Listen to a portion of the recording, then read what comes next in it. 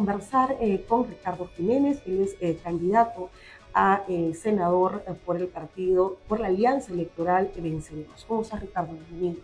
Muchas gracias. Senador, ¿verdad? Sí, senador nacional. Número 13, número cabalístico, dice.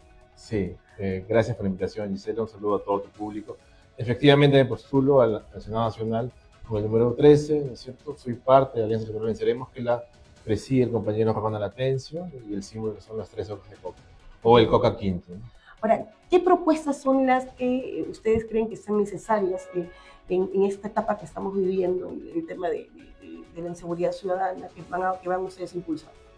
A ver, en primer lugar, la inseguridad es la punta del iceberg. Debajo de la inseguridad hay problemas estructurales de fondo, ¿no? Por ejemplo, en temas de educación, empleo, salud, vivienda, etcétera, ¿no? Sin embargo, la percepción es verdad, de inseguridad la tenemos todos, ¿no es cierto? Es decir, todos tenemos a alguien que ha sido víctima de una extorsión, de algún asalto, o a nosotros mismos, ¿no es cierto? Y eso hace que la percepción, digamos, genere cierto temor en la población. En segundo lugar, el compañero Atencio plantea dos medidas concretas. Uno a largo plazo y otra a mediano o corto plazo. El largo plazo se refiere a la reforma de la policía, del Ministerio del Interior, del sistema judicial, etcétera, así como en otras instituciones. Pero esa reforma comienza a largo plazo, la gente quiere una medida concreta. Claro. Y en el corto plazo plantea dos medidas. La primera medida es crear un conjunto, un grupo, digamos, que enfrente al crimen de manera decidida, donde él se va a poner a la cabeza. ¿Qué quiere decir esto en cristiano? Que va a convocar a los 50 mejores policías vinculados a inteligencia y contrainteligencia para que desarticulen el crimen, combatan el crimen. Es un grupo de aniquilamiento, dijo el sí, candidato. Eso, pero al crimen. ¿No? Pero como que nos trae malos recuerdos, ¿no? Uno dice, esto es un grupo Colina, ¿qué es lo que quiere? No, el grupo Colina es Fujimori, ¿no? Así como Rodrigo Franco es de la... Pero este grupo élite de aniquilamiento... Se refiere concretamente, quizás el lenguaje puede sonar un poco fuerte, se refiere a aniquilar el crimen, en el sentido, ¿no es cierto?, de los actos criminales que cometen los extorsionadores, sicarios, violadores, etcétera, ¿no? Ahora bien, en segundo lugar, dentro de las medidas a corto plazo está el referéndum a los comisarios. ¿Qué quiere decir eso, no? Esto quiere decir dos cosas, básicamente. En primer lugar, quiere decir, digamos, que una forma de hacer política y democracia distinta, es decir, que nosotros como ciudadanos y ciudadanas participemos, ¿no es cierto?, en la elección o revocatoria de nuestras autoridades, en este caso concreto un comisario. Si un comisario, ¿no es cierto?, es un mal elemento, se le retira, se le cambia. Ahora, obviamente no va a haber un referéndum en todos los distritos, ¿no es cierto?, sino justamente en los distritos más duros, más difíciles, más picantes, ¿no es cierto? Ahora, por otro lado, ¿no?, este referéndum... ¿Eso se aplica en otros lugares? ¿De dónde recogen la experiencia de que un comisario pueda ser revocado por la gente? Buena pregunta. Nosotros queremos recuperar la idea de democracia en su sentido etimológico, obviamente adaptándola a nuestro contexto, ¿no? La democracia es, digamos, participativa, ¿no? Ahora vivimos a partir del siglo XIX, producto de la unión entre democracia y liberalismo, una clase liberal que privilegia las instituciones, donde la democracia es representativa. ¿Qué quiere decir esto? Para que el público me entienda, que nosotros elegimos representantes cada 4 o 5 años, por ejemplo, alcaldes, regidores, gobernadores regionales o congresistas, ¿no es cierto?, y presidente de la República. Entonces, al dar una confianza, lamentablemente el ciudadano, también producto de una cuestión mucho más grande, la modernidad, se olvida un poco de la política, pero como te decía, en su sentido originario la política era participativa. Como nació en Grecia, que pasó un periodo, digamos, mediano entre Solón y Pericles, que se fue acomodando, etc. La gente participaba, tú, yo, el compañero... ¿La gente no participa actualmente? No, la gente, te decía, producto de la modernidad, nos hemos vuelto más individualistas. Votamos, a veces ni siquiera votamos. Si vamos a votar, como estamos hartos, hicimos el voto. Pero aquí también no hay, de alguna manera, la sensación de sentirse defraudados de parte de la ciudadanía frente a esta clase política, y que los partidos se han olvidado que tienen un deber importante, que es filtrar bien quiénes van a representar finalmente este partido, porque digamos que se acusa fácil a que uno votó mal, uno eligió mal, pero ese es el menú que nos da. Es que todo se ha corrompido. Yo creo que el producto, y se ha acrecentado esta corrupción, como lo decía Polanyi hace casi 100 años, justamente por el modelo neoliberal.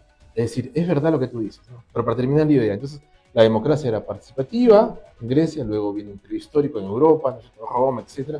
Se recupera eso en Venecia en el siglo XV, se destruye y se vuelve a recuperar, pero ya de manera deformada, a mi juicio, en el siglo XIX.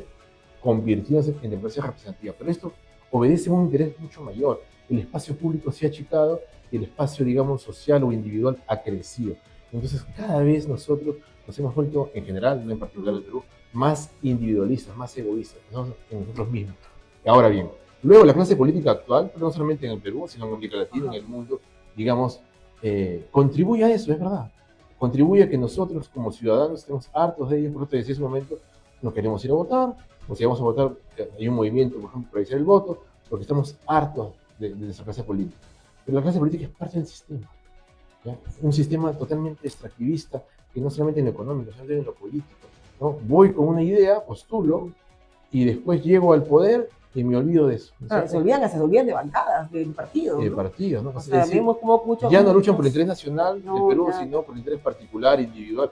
Y esto, por ejemplo, eso justamente impacta en el ciudadano. Así es. Y la sensación que tiene el ciudadano es que ya ningún partido puede, digamos, tener la confianza de parte de la ciudadanía, porque siente que ni bien llega al poder, ya sea congresista, en este caso senadores, ya sea, no sé, el gobierno en sí, va a seguir ese camino. Pero, o se va a corromper o se va a sistematizar, pero ese va a ser el camino. Sí, para cerrar la idea, te decía que esto es producto del modelo, aunque parezca increíble. Tenemos un modelo neoliberal extractivista que extrae piedras y las exporta al extranjero. Lo mismo en la política. Extraen el voto del ciudadano, después me importa su voto, yo pienso en mis intereses. Entonces, creo que la cuestión es mucho más profunda, ¿no es cierto? Que solamente haya partidos políticos, que los hay, nefastos, corruptos, el pacto mafioso que hablan, sino es parte de un sistema, Gisela, y eso yo quisiera transmitir a tu público, porque a veces cuando explico no se entiende. Es mucho más grande que simplemente el hecho de tener partidos corruptos, que los hay, partidos que no les interesa a la gente, que los hay, sino esto viene como un proyecto civilizatorio, que algunos llaman un proyecto civilizatorio de muerte, porque estamos al borde de un suicidio colectivo con la destrucción del medio ambiente, de los bosques, etcétera, ¿no? Ahora, lo que estamos viendo actualmente en el Congreso, vemos como finalmente partidos que no han ganado en las urnas han terminado gobernando. Han encontrado una manera de fortalecer, empoderar más al Congreso, al punto que la figura presidencial pasa a ser solamente una figura de partido. Efectivamente. Ya, y esto calza con lo que estoy diciendo, ¿no? Es decir, yo voté por tal propuesta, te guste o no, yo voté por esa propuesta y ganó. Sin embargo, gobiernan los que no ganaron. A eso me refiero con el extractivismo político. Entonces se ha creado todo, digamos, una fuerza en el Congreso que ha pasado de tener un sistema presidencialista a un sistema parlamentarista. Ahora el Congreso es todopoderoso. Y es más, Gisela, este Congreso ha diseñado de tal forma la elección, que a mí me parece obsceno, demasiados partidos, lo han hecho con la intencionalidad de fragmentar el voto. Uno, dos de ellos poder reelegirse, digamos, tienen esa idea peregrina que se van a reelegir, y sobre todo en la Cámara de Senadores advirtiendo que si no me gusta el que está gobernando, lo puedo sacar.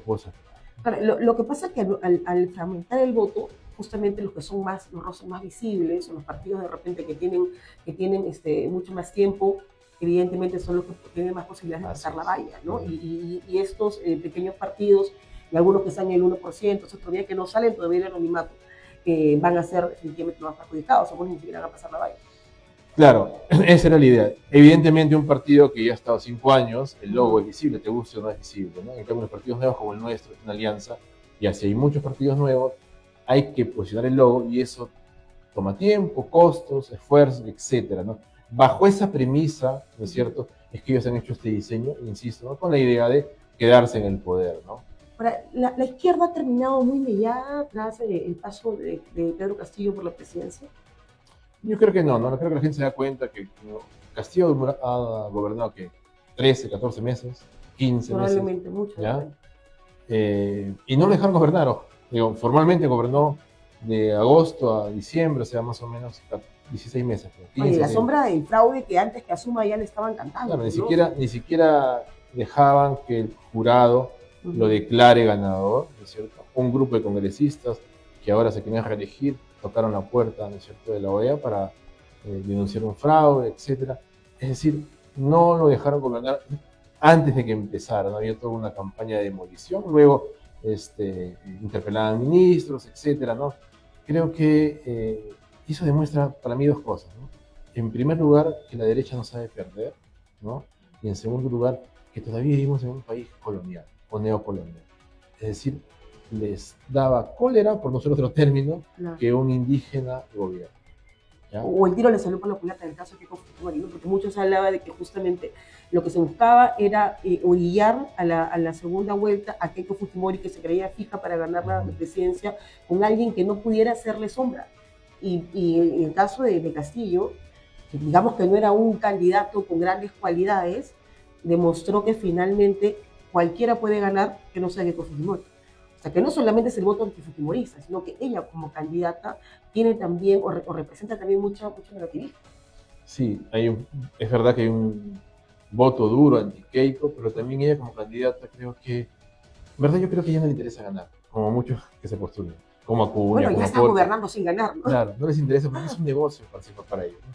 Aseguran una supervivencia de 5 años, digamos, les archivan sus casos, tienen dinero que les da el Estado por participar en el Congreso, ¿no es cierto? Ajá. Tienen el dinero de su bancada. Ella dice que vive de eso, ¿no? Dice que creo que recibe 20.000 soles mensuales de sus congresistas, ¿no? Por ser líder del partido, claro, por ser lideresa del partido.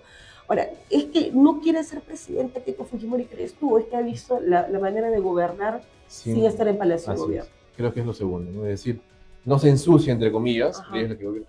Finalmente es la que gobierna, ella es la que pone ministros. También están los de APP. No, claro, es un pacto, ¿no? Donde no solamente los que están en la mesa, porque ahora se quieren limpiar los de Renovación Popular, que curiosamente lleva el mismo nombre, Fuerza Popular, Renovación Popular, Libertad Popular, que es su nuevo, digamos, satélite. Es lo mismo, ¿no? Es decir, ellos son realmente los que gobiernan junto con Acuña, es verdad, junto con Avanza País, etcétera, ¿no? Y ellos son los que no dejaron, pues, gobernar a Castillo, ¿no? Y ellos son los que finalmente le dieron el golpe de Estado. Pero Castillo, en el tiempo que él estuvo, entre 13 o 15 meses, él pudo al menos implementar algunas políticas que estén ligadas con la izquierda, porque muchos se critican de Castillo lo último que ha sido un presidente de izquierda. Yo creo que, en primer lugar, no lo dejaron gobernar. Es muy complicado cuando es un congreso adverso, ¿no es cierto?, que te interpela el ministro todo el tiempo, que te obliga a que tú le des de baja, como Béjar, por ejemplo, ¿no?, etcétera. En segundo lugar, creo que implementar medidas, ¿no es cierto?, de izquierda, como tú las llamas, son medidas a mediano a largo plazo, no pueden ser a corto plazo, ¿no? Por ejemplo, el tema de la Asamblea Constituyente que nosotros levantamos como bandera. ¿Por qué planteamos nosotros una Asamblea Constituyente? Porque creo que la Carta del 93, incluso la 69... Ya se cambió, ya no es la misma, los mismos congresistas han desarmado. El reglamento del Congreso, por ejemplo, dice, yo que he hecho proyectos de ley, que cuando tú vas a modificar una ley, ¿no?, y vas a modificar más de 30% de los artículos, mejor plantea una nueva ley. Eso dice el reglamento del Congreso. Ahora bien, esa Constitución que tiene los 6 artículos ha sido reformada desde Toledo, ojo, con el tema de la centralización, y así en otros gobiernos, García, Humala, etcétera, etcétera. Pero este actual Congreso ha reformado más de 56 artículos. Es decir, si tú sumas todos los artículos que ha sido reformado, más del 30%. Entonces, creo que en términos, digamos, legales, obedece, ¿no es cierto?, cambiar una carta magna. Pero yo creo que va más allá de un tema legal. Yo creo que hay un tema más profundo, un tema social, moral, etcétera, porque esta carta no incluye, por ejemplo, a todos los peruanos. ¿Y a qué me refiero? El otro día yo fui a ver un documental, Ullari, ¿no es cierto?, que relata lo que pasó en Juliaca hace 3 años, ¿no? 19 víctimas de Juliaca. Bueno, es mentira que no hay justicia para ellos. Pero cuando vienen acá, los farruquean, los asean. Pero lo interesante de ese documental, Gisela, es que el director Corcuera hace una referencia, un salto temporal hace más de 100 años en el gobierno de Leguía, donde pasó, digamos, un suceso bien interesante que se llama un proceso, digamos, de autogestión en una comunidad que se llama Huancho Lima, provincia de Huancané, donde al principio Leguía dejó que ellos se autoorganizaran, etcétera, etcétera, pero luego como generó expectativas en otras comunidades cercanas, aledañas, quisieron ir a vivir ahí y fueron reprimidos por sus patrones, se quejaron al gobierno y la respuesta de Leguía fue enviar al ejército y meterles balas, matar a los dirigentes. Entonces, ese salto temporal te dice algo, que han pasado más de 100 años y la respuesta del Estado es la misma: bala, muerte a comunidades indígenas. Esas comunidades no se sienten, ellas, digamos, parte del Estado. Entonces hay que reconocer a esas comunidades, y parte del reconocimiento es que se les incluye en un nuevo pacto social. Por eso proponemos una Asamblea Constituyente que se incluya a estas comunidades que no son reconocidas. Y cuando justamente se dan las elecciones es cuando van a buscar el voto de esas comunidades, el voto de esos pueblos, y cuando votan en contra de quienes se sienten seguros ya en la presidencia lo toman como que ¿por qué? ¿No? Ahí, por eso saltó el tema del fraude con Pedro Castillo, era una población que estaba olvidada. Era una población que veía un candidato solamente cuando era campaña electoral, después no lo veían, ¿no? O sea, creo que nunca hemos visto que se mancille tanto al voto del interior como lo ocurrido en cuando Pedro Castillo ganó las elecciones, ¿no? El tachar estos votos, es decir, que fueron manipulados, el acusar a comunidades, a personas que pertenecen a determinados pueblos de haber favorecido indebidamente a Pedro Castillo, cuando ellos han sido conscientes de que han votado justamente por un cambio. El Castillo era un voto de alguna manera de protesta, y un voto que también pedía un cambio, que no nos dan hasta ahora, ¿no? Por eso salieron a defender a Castillo, porque ellos sentían que su voto se lo habían robado. Claro, así es. Era cierto. ¿Ya? Y todavía lo siguen diciendo, ¿ah? O sea, todavía siguen creyendo que no están muy alejados de la realidad, porque finalmente todavía esta controversia si fue un golpe de Estado, si no fue, si fue un intento, qué sé yo, que esto ya definitivamente se verá con el tiempo. Muchos que creen que ese fue un golpe de Estado, que se rompió el orden constitucional. El golpe del Congreso. Hay otros que creen que finalmente él leyó una proclama o estuvo orillado, pero ese día en el Congreso ya todo estaba listo para que al día siguiente Dina Boluarte ocupe el lugar de Pedro Castillo.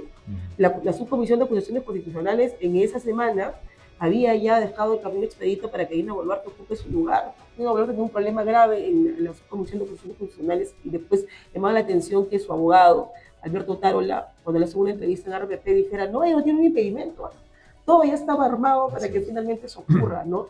Y es curioso porque cada vez que uno escucha hablar a los congresistas de este pacto que ha sostenido Dina Boluarte y que sostiene también al señor José Gerí, hablan de la izquierda, critican a la izquierda cuando ellos han pactado con la izquierda. Y cuando no hemos tenido, al menos yo no lo he visto, y no creo que tú lo hayas visto, que el gobierno de Castillo de Dina Boluarte haya sido un gobierno de izquierda. Definitivamente el día no es un proyecto, se ha gobernado con el plan de Keynes, para ser más claro, ¿no? Y sostenido por las bancadas que hemos mencionado, Avanza País, Renovación, ¿no es cierto? El mismo Acción Popular también, etcétera, ¿no? Y yo te decía, ¿qué te define ser de izquierda? Comenzaba fuera de cámaras con Gabriel. ¿No? Gabriel, ¿en qué ideología estás? A ver, izquierda, derecha, centro, apolítico. No existe el apolítico, ¿no? No existe. Yo escucho a muchos colegas. Yo incluso creo que tampoco existe el centro, como le decía Gabriel, ¿no? ¿Tú crees que no existe el centro? No, porque mira. ¿O eres de derecha o de izquierda? Sí, dos ejemplos sencillos. Ya, a ver. Hay un incendio ahorita en el edificio del frente, por ejemplo, en el Congreso. Ya se queme. No me pidas que salte a rescatarlos, por favor. ¿Llamamos a los bomberos? No los llamo. Vienen los bomberos a apagar el incendio. O tú estás con el bombero y ayudas a apagar el fuego, o no hay término medio. Ahora bien, en términos políticos, ¿qué me define de izquierda? Digamos, puede haber un abanico, digamos, de políticas públicas, pero creo que o continuamos con este modelo primario exportador o cambiamos a un modelo distinto, ¿no? Eso me define de izquierda. ¿Y eso en qué significa? Significa, digamos, aprender a depender de nosotros mismos. Es decir, porque mucho se habla del crecimiento económico con Toledo, con García, etc. Pero ese crecimiento no se debió a la Constitución del 93, sino al precio de los commodities, el mercado internacional, ¿no es cierto? ¿Ya? Ahora bien, en cambio, si yo cambio el modelo, giro y empiezo, digamos, a promover que la demanda, la oferta, el empleo se genere en mi propio país, es decir, crear mercados internos, crear industria, etc. Eso, si va bien el precio, bacán, ¿no? Mejor, pero yo empiezo a depender de mí, ¿no es cierto? Eso es lo que no se está dando. Nunca se ha dado. Es más, no sé si te acuerdas este americano que se refugió en la embajada de Ecuador, Julián Lasanche, que empezó a sacar esos claro, sí, claro. Y sacó el informe de Kissinger. Kissinger, que dijo en los 70, ¿no? Que no hay que dejar que América Latina se industrialice. Es decir, es una orden para depender justamente. Para que dependan, claro, nosotros dependamos de ellos. Claro. Eso en primer lugar. En segundo lugar, en esa década hicieron ellos un experimento que fue Chile de Pinochet, donde ensayaron este modelo neoliberal. Recién lo empezaron a implementar en el 78 en Inglaterra con Margaret Thatcher y el 80 con Reagan. Es decir, siempre hemos sido su conejillo de indias. Pero en buena cuenta no estamos en ese camino, o siempre hemos estado así. Bueno, siempre hemos sido terceros, su conejillo de indias. Somos un país rico en minerales, ¿no? Pero todo sale para la exportación, y los lugares donde se extraen justamente estos minerales es donde más olvido hay. es donde... Es una paradoja, ¿no? Claro, es una paradoja. Mira cómo es el Cerro de Pasco. Se conoce el Cerro de Pasco, da pena el Cerro de Pasco. Y uno dice, ¿cómo es posible que eso sea así? Es un centro, es un poblado minero, ¿no? Y vemos también que en otros países se encargan justamente de reflotar sus empresas petroleras nacionales y aquí la queremos vender. Lázaro Cárdenas en México, 1930, nacionalizó el petróleo. Dieron golpe de Estado en 34, volvieron, digamos, a hacerlo privado. Es decir, siempre vive esta sombra de Estados Unidos porque no quiere que crezcamos. Y eso es lo que a mí me sorprende de la clase política, sobre todo la clase política de la derecha, no se da cuenta, ¿no es cierto?, que cuando no hemos querido liberar, depender de nosotros mismos, ha habido un corte. Velasco, antes de Velasco, Billinghurst, 2012, ¿no es cierto? ¿Qué hizo Billinghurst? Cosas sencillas. Le dio derechos a los trabajadores, bajó el precio del pan. ¿Qué le hicieron? Golpe de Estado, deportaron a Chile. Pero ahora si pides algo así, eres terrorista. Nada. Eres terrorista, comunista. Velasco dio golpe de Estado, empezó a industrializar el país, lo cortaron con Morales Bermúdez, que le dio golpe de Estado. Es decir, creo que la evidencia histórica nos enseña que alguien de afuera, o quizás nuestra propia clase política, no nos ha dejado crecer. El otro día escuchaba una declaración del embajador de Corea, ¿no es cierto?, que le preguntaban, ¿usted estaría dispuesto a generar industria acá en el Perú? Por supuesto, dijo. ¿Cuál es el problema? Entonces el periodista le pregunta, ¿pero cuál es el problema que no se hace? Su clase política no quiere. Es decir, nuestra clase política tiene esa mentalidad colonial, Gisela, en economía. Quieren seguir exportando piedras como hace 500 años. Pero esa mentalidad colonial traspasa la economía. También a veces en la educación, en la salud, en el trabajo, etc. ¿Cómo les está yendo en la campaña? Bien, mira, por eso te decía también fuera de cámaras que no creo en las encuestas, son una fotografía, ¿no? Al lugar que vamos, lugar que es bien recibido. Yo te digo un pasacalle multitudinario en Huancayo, en la ciudad de Huancayo, pero también hemos estado en Piura, en Talar, en Tumbes, ¿no? Mañana el candidato va a Chiclayo, mañana y pasado. El sábado va a ir a Huaraz, después a Chimbote. Hemos estado en Puno, hemos estado en Huancavelica. Es decir, se siente mucho el calor de la gente, ¿ya? Y la gente quiere votar por alguien nuevo, ¿no? En elecciones pasadas, Verónica Mendoza era probablemente una de las representantes más conocidas de la izquierda. Ella no se encuentra ahora en la contienda electoral. ¿Qué crees tú que faltó ahí? No, la compañera Verónica ha decidido no participar en esas elecciones nacionales. ¿Por qué crees que...? Pero va a participar, ha dicho, ha deslizado la idea, en todo caso, de participar, digamos, en elecciones más locales, regionales. ¿Qué crees que le faltó? Haciendo ya un análisis de repente, porque ¿fueron que cuántas elecciones se presentó? ¿Postuló? Dos. Una más ya casi estaba ahí por empatar la Keiko.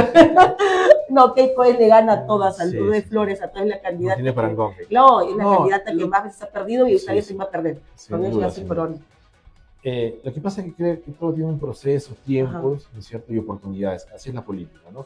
La compañera efectivamente se postuló en 2016 y 2021. Y creo que es sano darle importancia ahora. Ella pertenece al Nuevo Perú, ¿no es cierto? Y Nuevo Perú ha hecho alianza con Voces del Pueblo.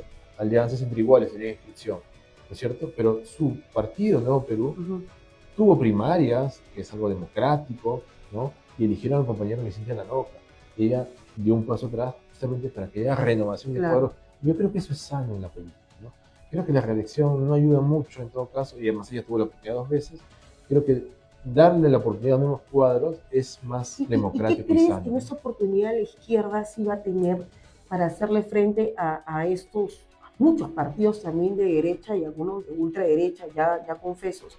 Porque uno escucha la palabra izquierda y ya sabes que lo primero que van a decir es que es terrorista, comunista y no sé cuánta cosa más, que se repite como si fuera un disco rayado sin ningún sustento. Pero, ¿qué van a hacer ustedes ahora para justamente que esta serie de objetivos que les van a lanzar no calen en ciudad? A ver, en primer lugar, y lo hemos conversado también, hay un 35-40% que no van a votar por ninguno de los partidos actuales, ¿no? Claro, eso no quiere decir que van a votar 40% por la izquierda, pero de ahí, digamos, nosotros queremos recuperar el voto, sobre todo del sur, ¿no? Y convencer a la gente, llegar a la gente en segundo lugar con una propuesta transformadora. Es verdad que los ataques incluso ya han empezado, compañeros han sacado en el comercio, en correo, desvirtuando las cosas que dicen, ¿no es cierto? Justamente para, digamos, generar un poco de polémica o dejar mal parado al candidato si quiere. Pero nosotros, en verdad, no nos inmuta esos calificativos, porque tú bien lo acabas de decir, ¿no? Lo repiten, digamos, como loros, ¿no es cierto? como si fuese algo peyorativo que nos insulta. Nosotros deslindamos totalmente del terrorismo por un lado, y por otro lado el comunismo creo que acá nos entiende bien, pero no es una ideología, desde mi punto de vista en todo caso, desfasada ni anacrónica, ¿no? Sino todo lo contrario. Hay bastantes retos en esa esfera. Sin duda, sí. De hecho, que sí, la campaña todavía no está caliente, ¿no? Todavía la campaña, digamos que no empieza todavía, no como de repente estamos ya acostumbrados a lo que es ya vivir una campaña electoral, va a ayudar mucho también los debates que se van a dar, porque son tantos partidos. Sí. Algunos están diciendo que se mueren por ver un debate entre Rafael López Aliaga y César Acuña. Yo me apunto. Yo pago por eso, con canchita incluida, ¿no? Porque eso sería pues todo un tono, eso ya, memes asegurados, ¿no? Pero eso va a ayudar también muchísimo a cambiar de alguna manera el panorama electoral, porque si bien es cierto, hay muchos partidos que están participando, sí de repente los que entran en el primer día del debate van a tener probablemente mayor posibilidad de que sean escuchados. O sea, vamos a poder realmente escuchar a todas las propuestas que van a tener pensados. Hay una tarea titánica del jurado, no sé cómo armar, ¿no? Tienen que hacerlo, como dices tú, de una manera tal que dé la oportunidad que todos se puedan expresar. Son 36, es demasiado. La metodología realmente, si lo logran, yo lo felicitaré, ¿no? Pero sí, efectivamente, a veces el contendor que te toca puede levantarte o hacerte caer, ¿no? Y yo creo que inclusive yo no conozco a todos los candidatos. No, mira, yo tampoco, fíjate, yo soy periodista. Sí, imagínate el elector, ¿cómo estará? Sí. Además que somos lamentablemente electores muy volátiles, ¿no? Que no decidimos nuestro voto tampoco con mucho tiempo de antelación. Claro, votamos con mucho, con el tema de temperamento, ¿no? Y nos dejamos llevar también rápido por lo que vemos, ¿no? Sin mucho analizar lo que de repente la hoja de vida de cada uno. Sí, pero ahora mucho peor, ¿no? Tienes 36 y tienes una cantidad, no sé. Eso se ha hecho perfectamente para que el voto justamente vaya dirigido a estos partidos que forman parte pues, de este pacto, ¿no? Porque los pequeñitos probablemente no van a tener muchas posibilidades, pero lo que son los rostros visibles, yo he hecho hace un poco una encuesta en la calle, ¿no? He hecho una encuesta en la calle hace poco, y me asombra mucho que la respuesta que recibía era Rafael López Aliaga, y me decía, porque he hecho muchas obras. ¿Qué obras? Ninguna se acordaba. Y me decían, es que trabajo con los trenes están botados sobre la muralla, digo, o sea, pero sin embargo, le dan bastante cabida en los medios de comunicación y se instaura esta narrativa de que yo estoy haciendo obras o quiero hacer obras, pero no me deja el Ministerio de Transporte, que eso finalmente falla. Porque qué duda cabe que varios medios de comunicación han tomado partido por un determinado candidato y candidata. Están de alguna manera polarizando las elecciones y orillándonos a que finalmente esta dupla pueda pasar a la segunda vuelta. Es que el pacto mafioso, el Congreso, tiene un aliado que es la Constitución de Medios, sin duda, ¿no? Lo que pasa en Canal 5, por ejemplo, y en fin, en otros medios, ¿no? Apuestan evidentemente por todo el modelo, por seguir el modelo, por continuar, digamos, el saqueo del país, y versus, por ejemplo, medios independientes como el tuyo, como ciertas alternativos, etc. No hay que voy a poder hablar así, pues, pero por otro lado, en el caso puntual que tú mencionas, Rafael López Aliaga, creo que es digamos, el candidato que demuestra todo lo peor que yo detesto. Yo creo que sí. En primer lugar, porque dijo que tenía que postular y mintió, ¿no? Ese es el típico candidato deshonesto. En segundo lugar, porque ha estafado con sus promesas, como tú dices, ¿no? En tercer lugar, porque es un candidato que habla tonterías, sí. El propio Pepe Luna, miren, Pepe Luna tampoco digamos que es un erudito, tampoco digamos que intelectualmente está en un nivel, digamos, muy expectante. Pero el señor Pepe Luna dijo hace unos días que escuchen bien, dijo a Rafael López Aliaga, él no está bien. Él está medio loco, él está hablando tonterías, ¿no? Y él hace justamente este mensaje de que le ha ganado inclusive a Acuña, que eso ya es bastante, ¿no? Porque el señor Acuña cada vez que habla terminaba haciendo memes, ¿no? Y que Dios en realidad le dé mucha vida para que nos siga regalando de cuando en cuando esa frase que de verdad que nos saca mucho. Muchas gracias, Ricardo. Muchísimas gracias. El tiempo nos ha quedado corto, pasó rapidísimo. ¿Qué es lo que la gente tiene que recuerde de tu campaña? ¿En qué te vas a abocar sobre todo? ¿Y en qué te has especializado tú? Porque también has sido asesor parlamentario, ¿verdad? Sí, yo, bueno, en primer lugar me dirijo a tu público.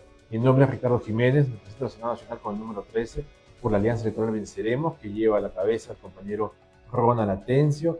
Nosotros claramente proponemos tres cosas. En primer lugar, una asamblea constituyente para tener un nuevo pacto social, que es importante que se incluya comunidades, incluso la madre tierra. En segundo lugar, proponemos una segunda reforma agraria, que debemos tener soberanía y seguridad alimentaria. En tercer lugar, proponemos la industrialización del país, porque creo que cualquier país desarrollado lo es, justamente porque genera industria. Y finalmente yo, ya como candidato, digamos, me comprometo, perdón, en revisar todas las leyes pro crimen y en general todas las leyes que hace el Congreso, ¿no? Y también el Ejecutivo, por ejemplo, el decreto de urgencia 010-2025, ¿no es cierto?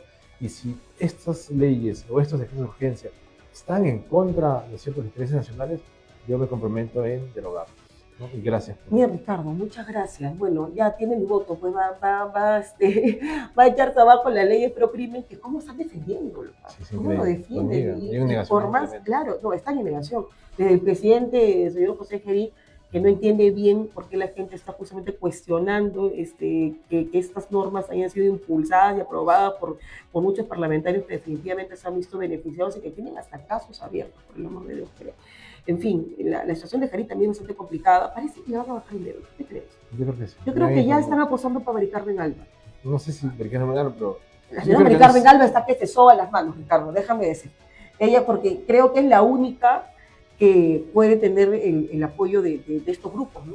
Porque a alguien... Bueno, sería lamentable, pero tiene que sacar a Gerí, tiene que sacarlo. Eso estoy de acuerdo. Algunos dicen, no, que falta poco tiempo, ¿para qué lo van a sacar? Pero es un impresentable. Bueno, todos los que ya sabíamos cómo era el señor José Gerí, no nos hemos equivocado, ¿no? Desde el día 1 que Gerí fue elegido para reemplazar a Dina Boluarte, desde que fue elegido presidente del Congreso sabíamos que esto iba a pasar. Dina Boluarte una mochila completamente incómoda para seguir cargando, y menos en un proceso electoral. Era evidente que le iba a suceder a Dina Boluarte en cualquier momento. Pero ya sabían también en el Congreso que este señor tenía los antecedentes y la sombra de ser un lobista. Y han llevado a esa señora a Palacio de Gobierno para que siga cometiendo estos hechos que hoy tanto cuestionamos, ¿no? Muchas gracias. Tenemos un video de Ricardo, ¿verdad? De su propuesta, por favor, lo ponemos y nos vamos a la pausa. Con el pueblo todo, sin el pueblo nada. Campaña de a pie, sin grandes financistas, solo con el corazón y la convicción de querer transformar la patria. Salud y educación de calidad, democracia real y justicia social, democracia real y justicia social, democracia real y justicia social. ¿Dónde fue eso? ¿En qué mercado fue? Eso fue en La Victoria. En La Victoria. ¿Y qué tal la recepción de la gente? Bien. ¿Ya antes has postulado? No, es la primera vez. ¿Y te arrepientes? No, para nada. No. Y si no llegaras, digamos, a ser elegido senador, parte de la experiencia. vas a seguir intentando. Sí, claro. ¿No? A veces tú tienes experiencia también en el Congreso, ¿no? Sí. ¿Cuánto tiempo has sido asesor parlamentario? Más o menos unos 12, 13 años. ¡Wow! Bastante tiempo, Sí. ¿ah? O sea que muchas leyes, digamos, tienen por ahí tu Sí, sobre todo en apoyo, comisiones, tu sí. participación. Sí. ¿Cuál es tu fuerte? ¿Qué temas a ti te Yo he trabajado en varias comisiones, ¿no? De educación, Ajá. trabajo, Tú eres institución. filósofo, ¿no? También Sí. docente. Sí, pero aprendí ahí mismo en el Congreso, ¿no? Primero trabajé en la Comisión de Educación, Ajá. en trabajo, en utilización, en producción, y creo que lo más difícil fue contratación de justicia, porque eran temas mucho más complejos. Claro, me imagino que sí. Bien, Ricardo, ahora sí nos despedimos. Muchas gracias. Vamos a Gracias. corte y regresamos con más Detrás de la Marca.